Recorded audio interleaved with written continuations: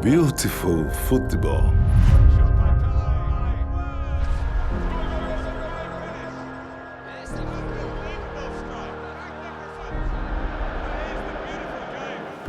The game played by the entire planet. The game that brings us together. The game made up of many faces. But the beauty is in the moments. Powerful. Suspenseful.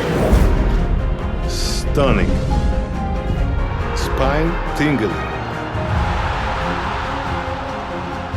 But for a smart beauty as I have created, for a smart beauty as I have experienced, I know I have seen nothing yet.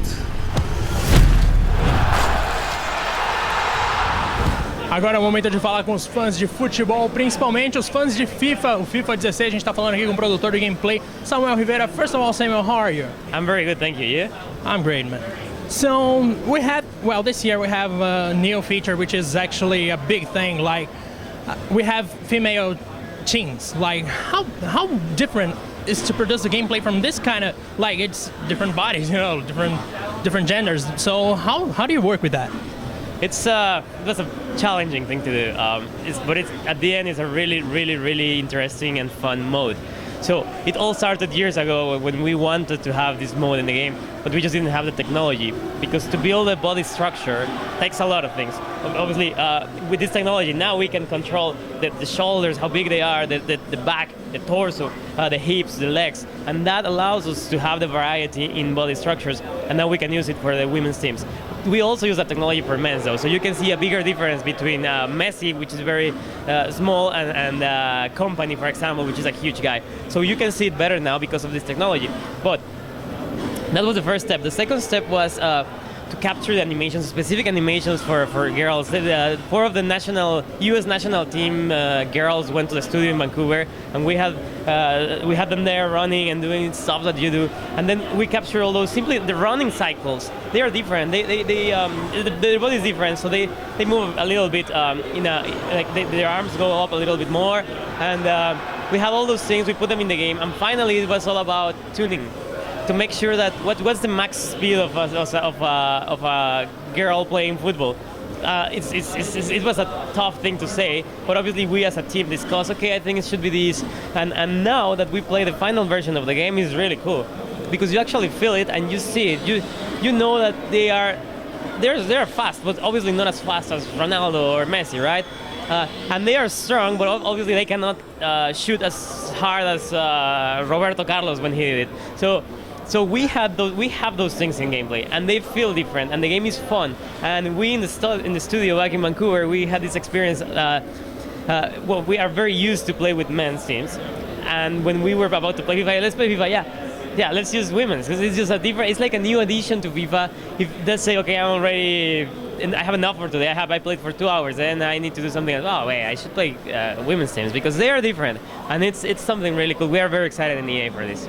Have you had any response from the fans about this new game mode? Yeah, everybody's loving it. Everybody that I've asked them, they really feel the difference right when they get the controller and they start playing and they see how they run like girls and everything. So that's really cool. So far, only good feedback. I don't know if we have as many data about women's skills and men's skills in the media. Where did you search for this kind of information, like to know which would be the best female player, this kind of thing? There is a team.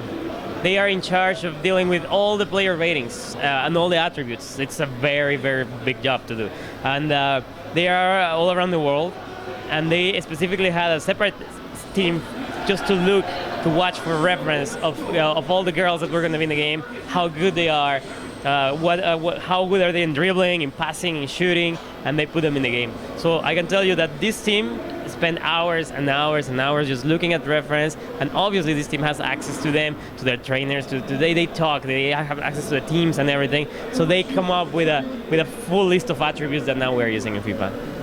You know, FIFA has a lot of skills, like, and a lot of dribbling, you know. We have like thousands of moves, different moves. Do we have any new kinds of dribbling in this game? There's every year we add skill moves, new skill moves every year. I believe there's 3 new ones. There's the Bolasi flick. I don't know if you know it, but there's the Bolasi guy. He plays, I don't remember which team.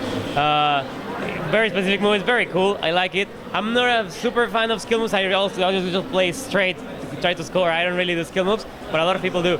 We also have the kind of fake pass where you're gonna kind of pass and then you keep the ball and then you bring it back. It's really cool. And we have one more that Ronaldo, the Brazilian, used to do a long time ago. I don't remember the name because I didn't make them, but there's every year we always add new skill moves. And how about the difference between, like, you know, the goalkeeper cannot do the same things the attack guys do. So are the things even more balanced in this game? Like the difference between the players about dribbling, is it really like too balanced?